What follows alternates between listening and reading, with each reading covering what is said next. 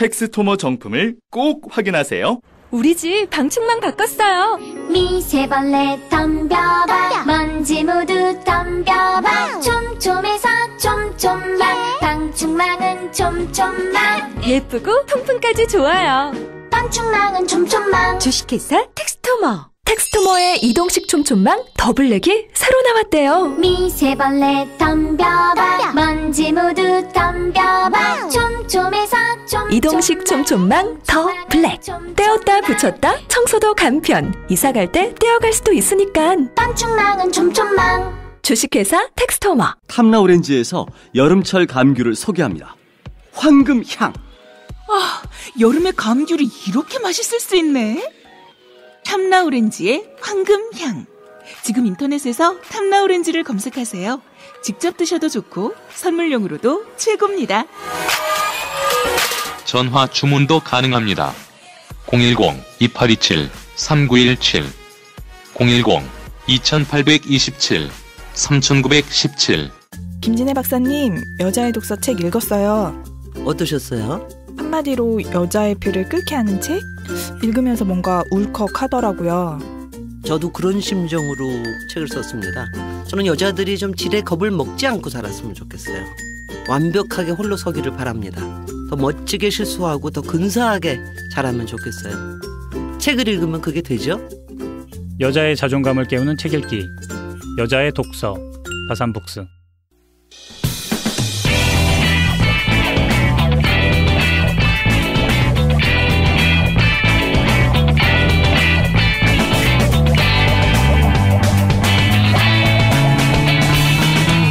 김어준의 뉴스공장. 이명박 전 대통령 관련 사건을 오랫동안 추적해온 주진우 기자와 함께하고 있습니다. 주진우 기자가 아무리 이제 새로운 문구를 꺼내도 기사화가 안 되고 있기 때문에 방송을 들으신 분들은 이 내용을 좀 널리 퍼뜨려 주십시오. 저희가 단독은 보통 처음 단독하고 나서 이제 후속 기사가 나와야 되는데 단독인데 단독으로 끝납니다. 맨날. 순전한 의미의 단독이죠. 혼자만 저희 방송 단독으로 떠들고 단독으로 끝나기 때문에 이 내용을 좀 널리 유포해 주시기 바랍니다. 자, 2부 마지막에 저희가 이제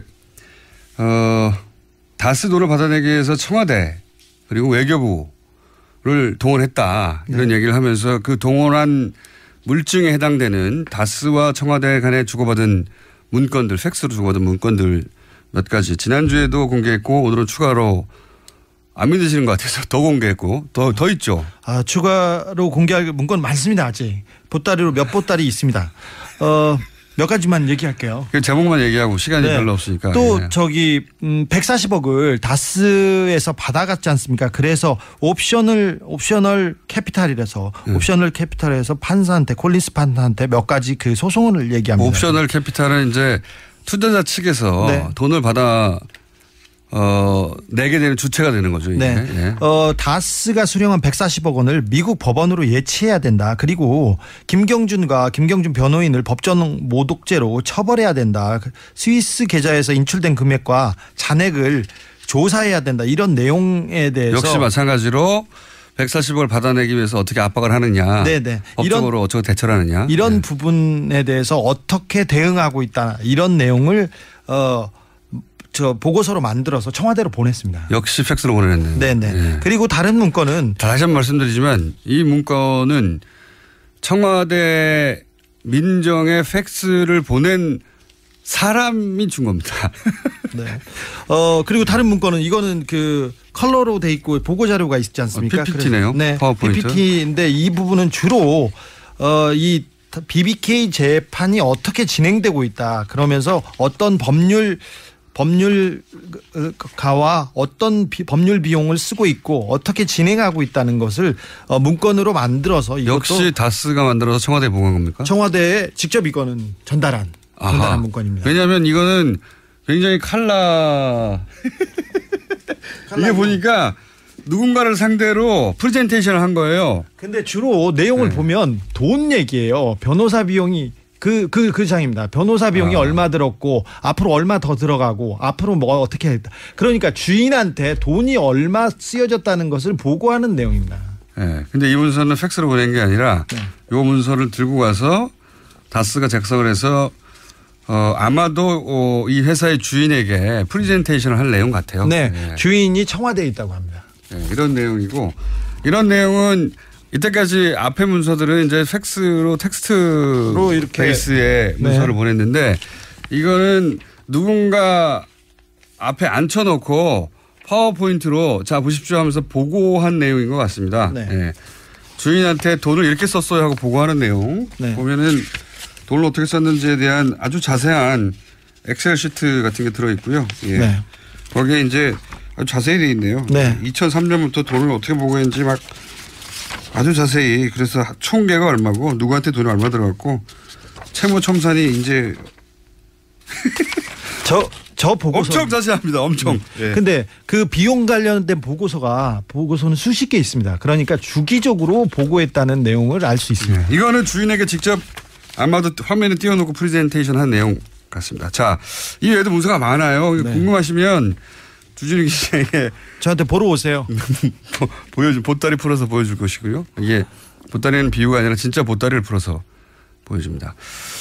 자, 오늘도 다룬 내용의 핵심은 다스 주인이 아니라고 한 이명박 대통령이 본인이 대통령인 시절에 청와대 민정과 외교부를 동원해서 다스의 돈을 받아내기 위해서 적극적으로 개입했다. 이렇게 추정할 수 있는 문서들인데 이렇게 생각할 수 있어요. 아니 다스 주인이 형과 처남이라고 했으니 형과 처남에 대한 가족애가 너무 깊어가지고 형과 처남을 챙기려고 이렇게 한 거 아니냐.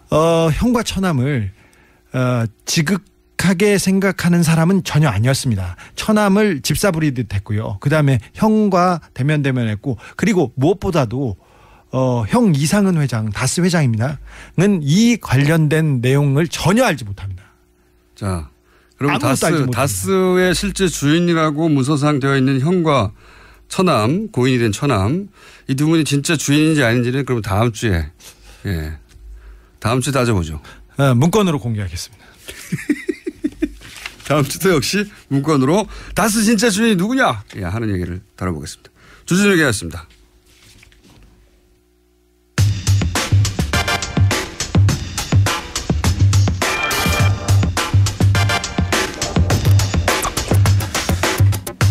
작년 뉴스공장과 인터뷰를 한 이유로 조계적으로부터 승적 박탈 처분을 받았다. 네, 그런 분이 계십니다. 명진 스님 지금 무기한 단식 중이시죠? 전화로 만나보겠습니다. 안녕하세요, 스님. 안녕하지 못합니다. 지금 단식을 지금 며칠째 하고 계십니까? 오늘 11일째예요. 11일째. 목소리가 완전 생생하신데 11일. 다 도력이죠. 도력? 네. 도력, 예. 지금 우정 총국 마당에서 단식 중이신데 단식을 왜 하시는 건지 그리고 단식 장소로 왜 우정 총국을 택하신 건지 좀 설명해 주십시오. 이 장소가 그 적광 스님이라는 어린 스님을 조계종의 자승의 묵인 방조 교사에 의해서 조계종 청사로 끌고 가서 무차별 폭력을 가한 데입니다. 빨개 벗겨놓고. 적광 스님이라고 하는 분을 폭행한 장소예요? 예, 자기 비리를 폭로하는 기자회견을 하겠다는 걸 막기 위해서 지하실로 끌고 들어가서 고문을 한 거죠. 빨개 벗겨놓고 목을 조르고 피가 나도록 뜨도록 하고 해가지고. 빨개 벗겨놓고요? 예, 그렇죠. 그러니까 지금 말씀은 총무원장인 자승 스님에 관한 비리를 폭로하겠다고 적광 스님이라는 분이 기자회견을 하겠다고 했는데 그 현장을 자승 스님 측에서 못하도록 잡아서 지하실로 끌고 가서 빨개 벗고 폭력을 행사했다? 그렇죠. 그렇게 해서 나는 이제 더 이상 중노를 안 하겠다는 환속계를 억지로 지장을 찍게 만들고. 환속계를 찍게 만들었어요? 네, 그렇게 하고 거기에서 이제 양복을 갈아입혀가지고 내쫓은 거죠. 이제 승복을 뺏겨가지고. 그런 자리라서 이 자리가 그런 자비, 생명의 존중, 불살생을 얘기하는 부처님의 가르침에 아주 배반하는 자승의 행위에 대해서 비판하고자 걸 알기 그래서 이제 끌려갔던 자리에서 단식을 시작한 겁니다. 적광 스님의 주장은 그러니까 본인이 강제로 환송을 당했다, 폭력을 당하고. 그렇죠. 그럼 당시 적광 스님이 주장하고자 했던 내용은 뭡니까? 이제 자승의 도박, 성매수 여러 가지 비리들을 폭로하려고 그랬던 거죠. 그런 내용, 그 내용이 사실 여부는 여기서 따질 일은 아니긴 한데, 네. 그런 내용에 의혹이 있다고 적광 스님이 기자회견을 하려고 하는 게 자정 스님 측으로부터 제지를 당하고 그리고 폭행을 당했고 그때 네. 환송한다는 데 도장을 찍고 네. 그런 일이 있었던 장소이기 때문에 지금 그렇죠. 네. 네. 네. 그럼 네. 지금 적광 스님은 정신병원에 입원했다가 정신병원이요? 그게 4년 전 일인데 정신병원에 입원해 있다가 이제 얼마 전에 퇴원해서 통원 치료를 받고 있고 지금도 정신질환을 앓고 있는 거죠. 그 맞은 후유증으로. 이 정도 일이면은 사바세계의 재판을 통해서 어떻게 해결해야 되는 거 아닙니까? 13명이 그 적광 폭행에 가담을 했는데, 예. 그 당시에 2명이 이제 1심에서는 집행유예를 받고 2심에서는 벌금 1,000만 원을 받았어요. 벌금형. 예. 근데 이 벌금을 받던 것도 처벌을 받은 거잖아요. 예.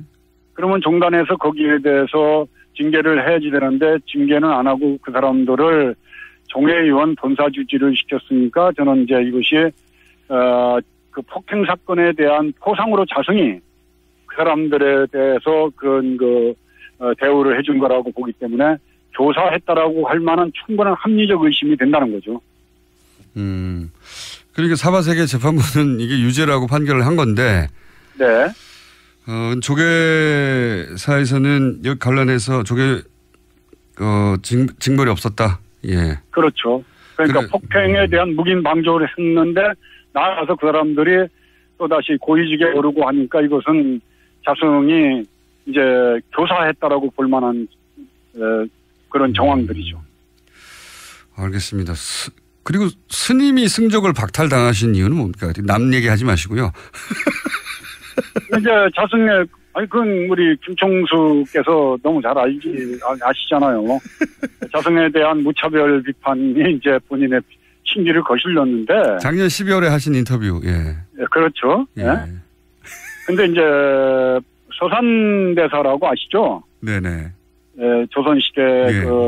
승병장을 끌고 구국에 앞장섰던 아주 참 저희 조계 중에서는 훌륭한 위대한 스님인데 그 스님이 쓴 성가구감이라는 책에 보면은 말세 비구 가운데 부처를 팔아 온갖 나쁜 업을 짓는 무리가 있으며 이와 같은 무리들은 인과를 믿지 않을 뿐만 아니라 죄와 그 죄에 대한 부끄러움도 없다라고 말씀하셨어요. 네. 그러시면서 중도 아니고 속인도 아닌 놈이 박지중이라고 안다 그런 놈을. 박지중. 혀를 가지고도 설법 못하는 이를 벙어리 염소중이라 하였으며 승려의 모양에 속인의 마음을 쓰는 이를 머리 깎은 거사. 지은 죄가 무거워서 꼼짝할 수 없는 이를 지옥 찌꺼기. 부처를 팔아서 살아가는 이를 가사 입은 도둑놈이라고 그런다. 이게 이제 지금 말법 시대 자승과 자승 일당 그 무리들을 칭하는 말이라고 저는 생각을 하죠. 예. 그런 말을 듣고 어떻게 가만히 있습니까? 네. 저희가. 그래도 이게 제적은 좀 심했죠. 네. 자, 그러면은 지금 단식 투쟁을 하시는 이유는 특별히 그 장소를 통해서 하시는 이유는 이제 적광 스님에 대해서 진실을 밝혀야 한다는 것과 그리고 본인에 대한 승적 박탈 처분이 부당하다는 것을 지금 말씀하시는 거죠. 또 제가 이명박 시대 강남 한복판에서 우문사. 이명박 정권에 대해서 날선 비판을 했지 않습니까? 네네네. 근데 그때 저를 사찰을 했겠어요, 안 했겠어요? 했겠습니다. 안 했으면은 원세훈이 직무유기를 한 거라고 생각을 합니다. 근데 사찰한 내용이 아마 일정한 부분은 뭐 확인이 된 걸로 알고 있습니다. 국정원 적폐청산 TF에서 이제 봉은사 퇴출에 국정원이 개입을 했다. 네. 뭐 자세한 내용은 아니지만은 저를 사찰했다는 그런 근거들이 정황들이 있는 걸로 저는 얘기를 들었어요. 제가 아는 바로는 MB 정권의 고인사, 언론사 간부 등의 증언에 따르면은 국정원이 봉은사에서 스님을 퇴출시키기 위해서 전단팀을 운영했고 그리고 정기적으로 보고서를 작성했다. 이런 일들이 추정되고 있다. 뭐 이런 이야기가 좀 나오고 있습니다. 예. 예. 그러니까 그걸 빨리 좀 조사를 해달라고 촉구하는 것도 그 의미에 지금 단식의 의미에 많이 들어가 있는 거죠. 그렇군요. 이게 이제 개인의 문제를 넘어서는 거죠. 예. 민간인 사찰이지 않습니까? 그 봉은사라고 하는 큰 절의 주지 스님을 퇴출시키기 위해서 국정원이 개입했다면 큰일이죠. 예. 네. 종교에 개입한 거니까요. 물론 저뿐만 아니라 그 김종희 그 씨하고 그분도 사찰을 당해서 거의 자살까지 생각할 정도로 모든 사업도 망하고 그러면서 엄청난 피해를 봤거든요. 네네. 종교인이라고 해서 특별할 것도 없다고 생각합니다. 그러나 왜 국가의 공공기관이고 또 정보기관이 민간인을 사찰하냐는 거죠. 저를 뭐 종교인으로 보지 말고 민간인으로 보더라도 이건 엄청난 사건으로 봅니다. 알겠습니다. 자, 그리고 또 있습니까? 이 단식에서 세상에 알리고 싶은 부분이?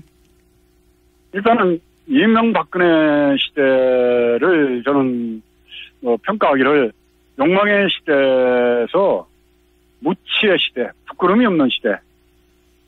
잘못이 있으면 부끄러워해야 되는데 온갖 악행을 저지르고 범죄 행위를 저지르고도 뻔뻔한 거, 부끄러움을 모르는 거. 이게 이명박근혜 시대를 상징하는 키워드라고 저는 생각을 해요. 네네. 네, 조계종도 역시 마찬가지입니다. 부인을 감춰놓고 돈을 모으고 폭력을 행사하고 또 가진 악행을 저지르고도 부끄러워할 줄 모르는 그 집단이 돼버렸어요. 그래서 저는 그 조계종의 이 개혁이 더 나아가서 기독교계나 천주교 쪽에도 물론 여러 가지 문제점들이 있으리라고 판단이 됩니다. 그 종교가 세상을 걱정해야 되는데 세상이 종교를 걱정하는 이 시대가 마감이 되고 종교가 세상 사람들에게 위안이 되고 의지가 되고 위로가 되는 쉼터가 되는 그런 세상이 되기를 바라는 마음으로 단식을 하고 있습니다. 알겠습니다. 종교가 세상을 걱정해야 되는데 세상이 종교를 걱정한다. 한마디로 요약을 해주셨는데 그렇게 하는 이유 중에 하나가 뭐 여러 가지가 있겠습니다만 종교하고 정치가 분리되어 있는데 분리되어야 한다고 헌법에 명시되어 있죠. 그런데 이게 제대로 지켜지지 않는다. 그런 말씀이지 그렇죠. 않습니까? 그러니까 정치가 종교에 개입하는 게 아니라 종교가 정치에 갖다 붙는다 이렇게 봐야 됩니까? 어떻게 해석해야 되죠? 정치권에서는 적당하게 뭐 예산 문제로 종교계에 지원을 해주고 종교계는 표로서 거기에 보답을 하면서 상호 보완 역할을 하면서 같이 타락하고 부패하는 거죠. 다른 종교는 그렇다고 치고 예를 들어서 지금 문제 삼고 계시는 조계종에서 이렇게 뭐랄까요 정치권에 도움을 주고 한 사례들이 있습니까? 지난번 그 대선 때도 자승 원장이 아마 뭐 안철수 캠프에도 또 문재인 그 후보 캠프에도 다 사람들을 넣고 여러 가지로 정치적 작업을 하면서 도와준다라고 이렇게 약속을 한 걸로 제가 확인을 하고 있습니다. 지난 대선 때는 그럼 어떻습니까? 지지난 대선이나 뭐 2007년이나 뭐 2010년. 뭐 그때도 마찬가지죠. 이명박 그 2007년 대선 때는 자승 본인이 747 불교 지원단 상임 고문을 맡아서 747 불교 지원단 이상득을 데리고 다니면서 전국적으로 선거운동을 했어요. 이상득 의원과 함께요? 그렇죠.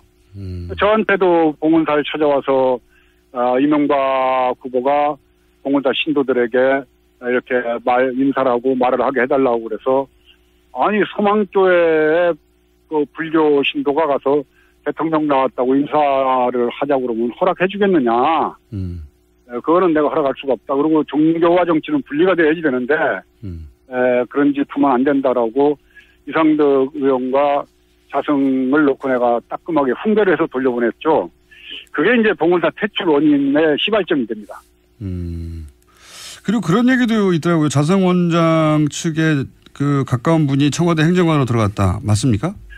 네, 그런 걸 통해서 뭐 행정관, 문화관광부의 종무관, 국립공원관리공단의 감사, 에너지공단의 또 감사, 뭐 곳곳에 틈만 남은 자기 사람을 갖다 심는 것도 확인을 했습니다. 그랬었군요. 그래서 이제 그것까지 포함해서 종교는 종교로 돌아가자고 주장하시는 거고. 그런데 지금 단식하시는 장소 인근에 맞불 천막이 있다면서 이건 무슨 일입니까? 네. 그 뭐 단식하는 바로 앞에다가 천막을 쳐놓고 제가 많이 보이는 거기에서 빵도 먹고 뭘 먹어가면서 저를 이렇게 약을 올리는 것 같아요. 그 맞불 천막은 스님과 반대되는 의견을 가지신 스님들이 또 단식을 하는 게 아니라 거기서는 밥을 먹어요? 네, 거기서 먹어가면서 저를 보고 싱글싱글 웃고 그래서 어제는 그쪽에 가가지고 제가 짜장면 시켜줄까 그러고 왔습니다. 짜장면이 제일 먹고 싶거든, 단식하면은. 아니, 열 하루 되셨는데 이렇게 생생하십니까? 그거 다 도력이죠, 뭐. 도력. 지금 계획은 얼마나 하실 예정이십니까? 일단 저는 뭐 기한이 없기 때문에 내일 그만둘 수도 있고 또 뭐 제가 쓰러질 때까지 할 수도 있고 하기 때문에 그거는 전체 정황 돌아가는 거 보면서 결정할 예정입니다. 이렇게 이제 단식을 하시고 시간 좀 지나면 스님이 주장하시는 바에 공감하는 분들이 동조 단식도 하고 그런 일도 벌어지지 않습니까? 네, 효림 스님이라고 사회활동도 열심히 하셨던 분이 지금 옆에서 4일째 오늘 단식을 하고 있고, 이제 전국 선언의 스님들도 움직이고 있기 때문에 굉장히 낙관적으로 보고 있습니다. 알겠습니다. 지금 우정 총국 마당에서 단식 중이신 명륜 스님과 인터뷰하고 있는데 저희가 오늘은 시간 여기까지 해야 될 것 같은데 앞으로 또 변화가 있거나 또 새로운 상황이 생기면 다시 연결하겠습니다만은 오늘 이 인터뷰 마지막에 혹시 청취자분들에게 혹은 불자분들에게 하실 말씀 있으신지? 단식을 해보니까 짜장면이 그렇게 먹고 싶어요. 그래서 우리 김총수가 단식 끝나고 나면 짜장면 꼭대기로 한 걸 사주십시오. 아니 시청자 여러분께 어떤 뭐 이렇게 의미 있는 한마디 이런 거 말고 짜장면 사달라고요? 아니 배고파요. 한 열흘 굶으니까 배고프죠. 시청자 여러분들 한국 사회가 좀 더 밝아지려면은 대통령 한 분 바뀌었다고 그래가지고 저는 세상이 바뀔 거라고는 생각 안 합니다. MBC, KBS, 또 노동의 현실까지 다 해서 쌓여있는 적폐들이라는 게 한순간에 없어지겠습니까? 각국 합쳐서 정말 우리가 어둡고 정말 음습하면서 어려웠던 과거의 이 부패들을 청산하는데 앞서 나가는데 제가 조계종부터 개혁을 해서 여러분들에게 정말 정의가 이기는 모습 꼭 보여드리겠습니다. 성원해 주십시오. 감사합니다. 알겠습니다. 오늘 말씀 감사합니다. 네, 감사합니다. 건강하시고요. 네. 지금까지 명진 스님이었습니다. 네. 명진 스님께 지지를 보내고 싶은 청취자분들은 시민 108만 명 서명운동을 하고 계시다고 하니 거기 동참하시면 될 것 같고요. 그리고 저희는 반론기도 항상 고정하고 있습니다. 맞불 텐트에 계신 분들이나 혹은 자승 스님 쪽에서 반론이 있으시면 연락 주십시오. 항상 반론권을 보장합니다. 또 떨어졌어. 너 또 입사 시험 봤어? 아니, 차량용 핸드폰 거치대 말이야. 여러 개 사봤는데 실패의 연속이야. 떨어지고 시야 가리고 운전석에서도 뭐 알고 뭐 좋은 거 없을까? 싼 것만 찾으니까 그렇지. 제대로 된 거 하나 사서 편리하게 쓰는 게 더 낫지. 그런 게 있어? 그럼 있지. 1, 2, 3 할 때 2. 힘 세다 할 때 힘. 2 힘. 2 힘? 2배로 힘이 세다는 건가? 네이버 검색창에 투힘을 검색해보세요. 오빠, 우리 어디 가는 거야? 정수 가지. 와, 우리 말 타러 가는 거야? 그렇게 좋아? 고민하지 말고 장수로 오세요. 온 가족이 즐기는 승마 체험과 국내 최대 규모의 말역사 체험관 등 장수에는 정말 볼 것, 누릴 것들이 넘쳐난답니다. 말의 심장 소리를 직접 느껴보는 장수에서의 하룬 여행. 장수는 항상 가까이 있습니다. 주말 여행은 장수로. 승마 체험 예약은 063-350-5486. 네, 안녕하세요. 반지 모델 아이리입니다. 아, 이상형이요? 마법사? 반지! 벤지. 오빠는 마법사? 업데이트. 오빠 나랑 무슨 게임 할 거예요? 벤지. 벤지. 오빠는 마법사? 업데이트. 네, 반지는 물론 저 아이린도 앞으로 많이 많이 사랑해주세요. 반지!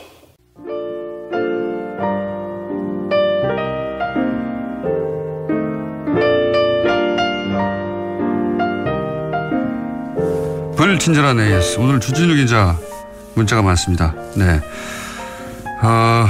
저라도 널리 퍼뜨리겠습니다. 뭐 이런 분들 아주 많았고요. 이승환 씨가 뮤직비디오를 냈죠. 돈의 신이라고. 네. 뮤직비디오에 이명박 전 대통령 분장을 한 사람이 주진우 기자예요. 보면 빵 터집니다. 한번 찾아보시고. 자, 휴스턴 엘드리치 가에 사는 엘드리치 스튜디오인가 보죠. 가에 사는 애청자입니다. 물난리가 났는데도 저는 배터리로 뉴스 공장을 듣고 있습니다. 예, 큰 피해 없으시길 바라고요. 꿈에 공장장이 나와서 복권을 샀더니 꽝입니다. 네. 돼지가 나와야 되는 거 아닙니까? 저는 요괴입니다. 될 리가 있습니까? 자, 그리고 안철수 대표 다른 방송하고 인터뷰하는데 뉴스공장은 인터뷰를 안 하네요. 저는 요청을 해뒀습니다. 예전부터 요청을 해뒀고 오랫동안 요청해왔습니다. 인터뷰하면 무척 재밌을 것 같아요.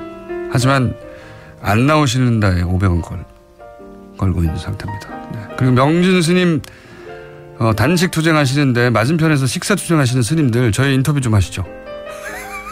여기까지 하겠습니다.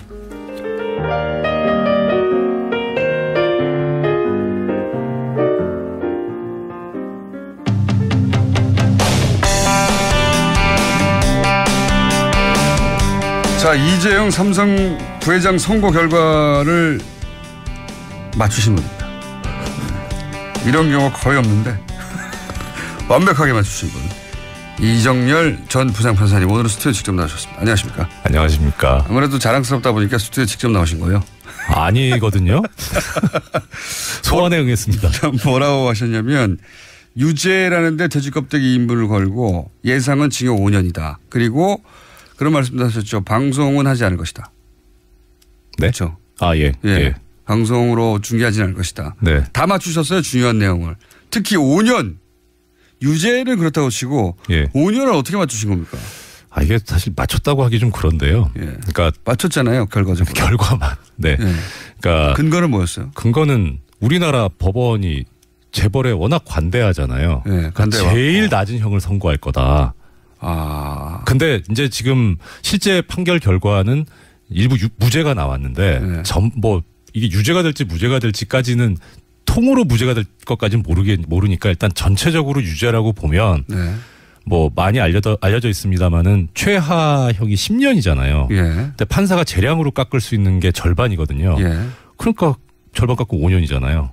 그게 최하한이거든요. 그래서 아마 무조건 최하한을 선고할 거다라는 전제에서 5년을. 예. 그러니까 이게 10년 정도 나올 사안이라고 보신 거군요. 15년 해야죠. 15년. 예. 사실 특검 구형도 너무 낮아요. 그래요? 예. 특검 구형조차 사실은 낮은 편인데 네. 이 15년이라고 했을 때 15년은 우리 법률 기준입니까? 아니면 다른 나라였다면 그랬다는 겁니까? 아니면은 우리 법률 기준인데 우리 법원 기준하고는 안 맞죠. 예를 들어서 또 말씀을 드리겠습니다마는 이 판사가 재량으로 형을 절반을 깎는 이 장량 감경 제도가 지금 이제 여기서 시행이 됐어요. 근데 이 재량으로 깎으려면 유리한 정상이 있어야 되거든요. 그런데 이런 거를 정상 참작한다. 그렇죠. 예. 그런데 특검에서 다른 부분보다 그 징역 7년을 구형한 부분이 있습니다. 그러니까 그거 자체가 벌써 특검이 구형할 때부터 장량강경이 이루어진 상태였던 거예요. 그러니까 사실 논리적으로 좀 이상하잖아요. 기소를 하면서 정상에 참작할 만한 사유가 있습니다라고 특검 자체가 그렇게 얘기해버린 셈이 된 거예요. 그래서 구형이 났다는 거죠. 그러니까 이 사건에선 전부 유죄가 선고되면 최소한이 징역 10년입니다. 최소한이. 예. 그런데 지금 이 판결에서도 그렇지만 피고인들의 뭐 범행 가담 정도나 이런 거를 분류를 해가지고 4단계로 지금 저 형이 선고가 되잖아요. 제일 낮은 사람이 2년 6월에 4년, 그 위에가 3년에 5년, 그 위에는 실형 4년, 그 위에가 5년. 그럼 이런 구조라면 10년부터 시작하면요. 이재용 부회장 15년 돼야 됩니다.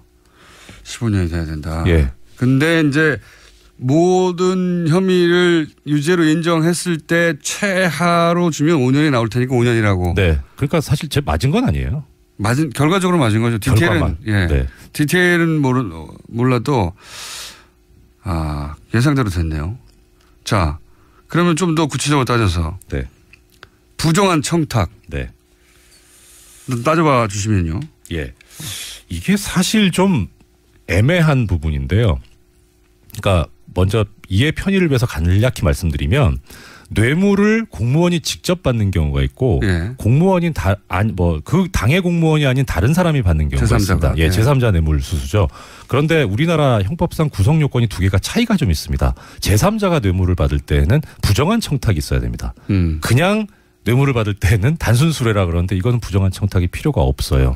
예, 그래서 지금 이제 요는 미르재단도 그렇고 K스포츠 예, K스포츠 재단도 그렇고 영재교육센터도 그렇고 제3자거든요. 그렇죠. 최순실 제3자고. 예. 그러니까 가장 이게 지금 문제가 됐던 건 뭐냐면 제3자가 받았는데 최순실 정유라도 그렇고 그러면 이거를 제3자 뇌물 수수로 가야 되는데 단순 뇌물로 지금 한 거예요. 아, 그래요? 예.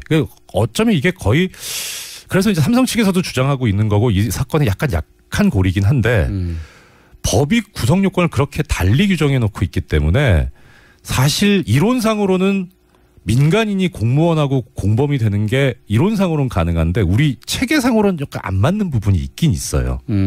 예, 기소를 그렇게 한 이유는 최순실과 박근혜 전 대통령은 사실상 경제 공동체다 이렇게 봤기 때문에. 예, 그러니까 그게 이제 사실 공범 이론인데, 예, 그건 이제 우리 그 일반인들이 이해하기 편하게 특검에서 경제적 공동체라는 용어를 쓰신 거고 법정 용어는 아니거든요.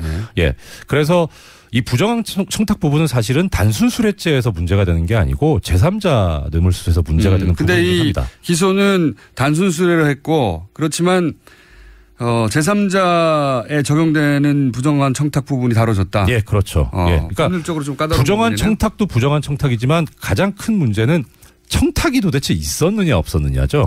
예, 그래서 이제 특검에서 기소를 하면서 주장을 했던 거는 개별 현안들을 다 하면서 이것들을 하나하나 다 디테일하게 청탁을 했다라고 특검에서 주장을 했어요. 그러니까 단순 수뢰도 아니고 수뢰도 했지만 거기 청탁까지 있었다. 그러니까 그래야 이제 뇌물죄가 되니까요. 예, 그런데 디테일한 부분에 있어서는 직접적인 증거가 없다. 본 거예요. 재판부에서는. 그런데 이거를 디테일하게 보는 게 아니고 큰 틀에서 본 거죠. 그러니까 뭐냐면은 쉽게 표현하면 이심전심인 거예요. 제가 예를 들어서 공장장님 등심 사주세요, 돈가스 사주세요 이렇게는 얘기 안 해도 서로 간에 쟤는 지금 고기를 먹고 싶어 하는구나 라고 지금 알고 있어요. 왜 요즘 이렇게 고기가 땡기죠? 혼자 말을 한다든가. 예. 고기를 몸에 몸에 붙이고 있다든가. 그렇죠. 쟤가 지금 고기를 원하는구나 해서 그 고기를 제공해 주는 거예요. 고기 사진을 혼자 흔든다든가. 그렇죠. 명시적으로 고기를 사달라고는 안 했어요. 그러니까 미리 서로 간에 알고 있는 거죠. 그러니까 대통령 입장에서 지금 삼성은 정육점 앞으로만 계속 걸어간다든가 그런 거죠. 그만하시죠. 하나 더 하고 싶은데 생각이 안 나서 못했어요. 예, 그런 거다. 까먹었다. 주머니에 육포를 넣고 다닌다든가. 예, 죄송합니다. 그만하시자고 하더니. 그래서 본인이 명시적으로 나 고기 사주세요, 고기 먹고 싶어요 얘기 안 해도 저 친구는 고기를 필요로 하는구나 하니까 그걸 알고 고기를 주는 거예요. 그러니까 이 사건에서도 대통령은 구체적으로 디테일하게 뭘 청탁을 받지는 않았더라도 박근혜 전 대통령은 삼성이 지금 경영 승계를 위해서 뭐가 필요해. 뭐 하지? 여기 국민연금공단 동원해가지고 합병 찬성하고 이렇게 해주면 되겠다. 그러니까 구체적 물증이 없다 보니 이제 그렇게 본 거군요. 그렇죠. 근데 이게 사실 기존의 뇌물 관련 판결도 그렇지만 특히 이제 제가 좀 되게 눈여겨본 거는 이 재판부가 항소심에서 뒤집어지긴 했지만 진경준 전 검사장에 대해서 뇌물부 무죄를 선고했던 재판부거든요. 맞습니다. 그러니까 갑자기 바뀐 게 좀 이상해요. 저는 그게 진경준 전 검사장 판결 결과를 보고 항소심 결과를 보고 우리가 재판을 잘못했구나라고 개과천선을 한 건지 아니면은 그래서 근데 그건 사실 좀 가능성이 낮고 그래서 기본적으로 이 판결의 그 형태는 삼성을 위해서 판결을 하되 국민들한테 크게 욕을 먹지 않을 만한 범위 내에서 적절하고 절묘하게 줄을 탔다라는 느낌이 드는 거예요. 그러니까 이 논리대로 하면 사실 뇌물은 약간 좀 이상하기도 해요. 구멍이 꽤 있어요.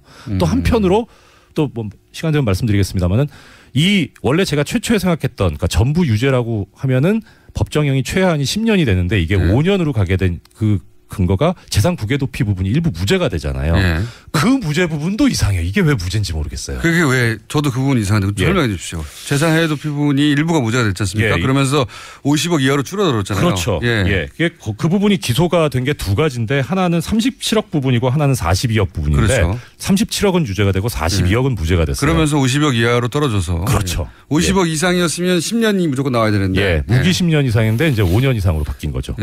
그런데 여기에 대해서 지금 이 전제는 지금 제가 판결문을 못 봤습니다. 판결이 지금 아직 외부적으로 안 나왔어요. 아마 오늘 오전 중에 출근 이후에 나온다 그래서 언론에 보도된 것만을 근거로 할 때 그 재판부에서 설명 자료라고 나온 게 22장짜리가 있는데 그걸 가지고 설명도 22장이에요? 예. 이게 뭐 잠깐 딴 말씀 여담입니다만 이 설명 자료가 선고날 나오거든요.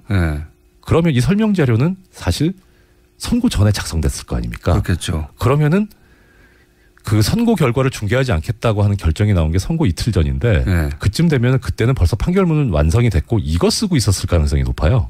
그러니까 선고 결과 비공개라는 거에서 벌써 이거 유죄겠구나 라는 생각이 사실 예정이 좀 되긴 했었죠. 판사니까 예측할 수 있는 거죠. 아니 판사라서는 아니고요. 하여튼 근데 판사 안 해본 사람 몰라요. 어쨌든 그런데 이상한 부분이 또 여기서 지금 무죄된 부분에 기소된 사실이 뭐냐면 이렇게 돼 있습니다. 사실은 정유라에게 줄 말 구입 비용으로 외화를 삼성전자 명의의 독일 하나은행 계좌에 송금하는 것인데 이제 실제로 존재하지 않는 삼성전자 승마단 소속 선수들 지원하는 명목으로 허위의 예금 거래 신고서를 제출한 다음에 돈을 보냈다. 그러니까 허위 예금 거래냐 아니냐 이게 지금 쟁점인 거예요. 문제가. 허위 예금 해외 도피가 아니고요. 그러니까 그렇게 하는 게 해외 도피가 되는 거죠. 처벌을 받는 거죠. 다른 목적으로 돈을 빼돌렸으니까. 그렇죠. 해외로. 그러니까 여기에 대해서 지금 재판부가 뭐라고 그랬냐면 예금 거래 신고서에 그 기재된 예치 사유가 허위인 경우에는 이건 잘못이긴 한데 근데 문제는 이게 예금 거래가 있기 전에 하는 사전 신고니까 어느 정도의 허위성은 가질 수는 있다. 그러니까 딱 떨어지게는 안 될 수도 있다. 그런데 문제는 나중에 신고를 한 다음에 실제 거래를 하려고 보니까 사정 변경이 생겨서 그래서 당초에 신고한 거하고 달라지게 된 경우에는 그때는 허위 신고는 아니다. 이렇게 이제 전제를 합니다. 굉장히 적극적으로 이해해 주는 건데 그거. 그렇죠. 되게 적극적이죠. 그러면서 얘기하고 있는 게 뭐냐면 이때 지금 문제는 존재하지 않는 승마단한테 지원하는 것처럼 보냈다는 거잖아요. 그럼 첫째는 이게 그 당시 존재했냐 안 존재했냐 이게 지금 사실 나와야 됩니다. 근데 그 부분에 관한 언급이 없어요. 이 부분에. 그러면서 무죄로 하는데 가장 큰 요소는 뭐였냐면 이 예금 거래 신고서를 쓸 때 그 당시에는 이 돈을 가지고 최순실에게 증여할 의사가 인정되지는 않는다라는 거예요. 그거 이상하네요. 그렇죠. 그러니까 그럼 좋아요. 이 판단이 맞다고 치면 더 나가서 뭐가 나와야 되냐면 자 그러면 최순실 씨한테 줄 게 아니라면 이거 어디다 쓰려고 간 거냐. 그러니까요. 이게 나와야 되거든요. 이게 안 나와요. 승마단이 없었잖아요. 그러니까요. 승마단도 없었고 최순실한테 줄 것도 아니면 돈을 왜 거기다 넣었습니까? 그러니까요. 그 부분이 나와야 되는데 그 지금 설명 자료에는 그 부분이 없어요. 그래서 되게 판결문이 좀 보고 싶어요. 판결문에 그 대목을 또 설명했을 수도 있죠. 추가적으로. 있을 수 있죠. 그래서 설명문으로는 그 이해가 안 간다. 그러니까 이것만 가지고서는 이거 그러니까 뭐 그랬을 것 같지는 않은데 아주 강한 합리적인 의심이 드는 건 그거예요. 어떻든 삼성한테 유리하게 하려고 하는데 지금 핵심은 유죄를 선고하되 형을 낮춰야 되니까 다른 건 필요 없어요. 국외재산 도피 부분은 어떻든 50억 이하로 다운시켜야 되니까 하나를 시체말로 날려야 되거든요. 날린 거예요. 이 부분을. 그렇게 의심이 돼요. 의심을 하시겠고 저는 절대 그렇게 생각하지 않습니다. 저는 절대 그렇게 생각하지 않고. 저도 안 그랬으면 좋겠어요. 자, 벌써 시간이 다 됐네요. 3분밖에 안 남았는데 이게 내일 또 나오셔야 될 것 같은데. 아, 정말. 왜냐하면 굉장히 중요한 사건이기 때문에 오늘 할 수 있는 만큼 일단 해보죠. 네. 자, 그 다음에 따지실 부분은 어떤 게 있습니까? 그러니까 이 형량 부분인데 이제 뭐 많이 얘기가 오가지 않습니까? 그 형이 낮다, 아니 높다. 뭐 사실 근데 과거의 사례를 보면 재벌한테 아무리 세게 해도 힘이 살아남아 있는 재벌, 힘 빠진 재벌 말고요. 그 재벌한테 선고한 형 중에 제일 센 게 실형 3년이었었거든요. 실형 3년. 예, 그런 거에 비하면 실형 5년이니까 사실 낮다고 하긴 조금 그렇긴 해요. 과거의 기준으로 보죠. 예, 과거 기준으로 보면. 근데 과거에 대통령하고 이렇게 해가지고 탄핵도 이런 규모의 사건은 없었지 않습니까? 그렇죠. 그리고 자기들이 해먹고 말았지 그냥. 그리고 그게 과거에 재판 잘못됐죠. 예, 잘못된 거니까 우혁이 저도 팬이지만 노르가즘 이렇게 훌륭한 말씀하셨잖아요. 법이 만인 앞에 평등해야 되는데 10,000명한테만 평등하다고. 예, 딱 그 사례거든요. 그런 사례가. 노회찬 원내대표가 하신. 근데 이 사건에서 이제 문제는 뭐냐면, 그러니까 이재용은 그렇다 치고, 그러니까 이 사건에서 지금 그러면은 장량 간격을 이제 형을 판사 재량으로 반 깎았어요. 집행유예도 했고요. 그러면은 유리한 정상이 있어야 되는데 사실 이 사건을 평면적으로 놓고 보면요. 첫째는 이재용 부회장 측이 잘한 거, 그러니까 잘한 거, 잘했다라기보다 유리한 거, 초범 정도, 초범이니까 뭐 이렇게 그건 있고. 유리해요. 근데 전체적으로 보면 첫째는 차별 안 하잖아요. 뭐 본인의 부덕의 소치 어쩌고 얘기했어도 인정하지 않고 이게 진정한 반성이 없어요. 뉘우침이 없어요. 두 번째는 어떻든 삼성의 돈이 지금 횡령을 했단 말이에요. 삼성의 돈을. 근데 피해자가 있잖아요. 삼성전자라는. 피해 회복이 안 됐어요. 합의가 안 됐어요. 아, 그렇죠. 예. 법인은 오노라 하더라도 법인은 별개의 인격체니까요. 그렇죠. 법인체니까요. 그리고 돈을 돌려줘야 되는 거죠. 그렇죠. 그러니까 합의도 안 됐죠. 그다음에 반성도 안 하죠. 게다가 이 사건에서 가장 제가 지금 분개를 한 게 이겁니다. 뭐냐면 빨리 해야 되겠네. 1분밖에 안 남았습니다. 이 사건에서 문제는 그 말 넘어갈 때 이 매매 계약이 허위냐 아니냐 해가지고 이 소유권이 정유라한테 있는 거냐 삼성한테 있는 거냐 관련해서 삼성이 삼성한테 있다라고 주장을 하면서 말세탁 소유. 매매 계약을 해제했다는 합의서를 냅니다. 그렇죠. 근데 이거를 안 받아들였어요. 재판부에서. 재판부를 안 받아들였고. 근데 이 합의서 작성 일자가 언제냐면 기소 이후예요. 그러면은 재판부의 판단에 의하면 이 합의서는 허위죠. 재판 이후에 만들어졌어요. 증거를 조작한 거잖아요. 그렇죠. 증거를 조작한 걸 왜 형을 깎아줘요? 맞네. 저희가 다룰 사안이 워낙 큰 사건이라 다룰 사안이 많은데 오늘 시간이 다 됐기 때문에 저는 특히 나오시니까 훨씬 재밌네요. 그래서 다시 시간을 잡겠습니다. 이상열 전 부장판사님이었습니다. 감사합니다. 고맙습니다. 내일 안녕. 뵙겠습니다. 김호준이었습니다. 안녕하셨어요? 안녕.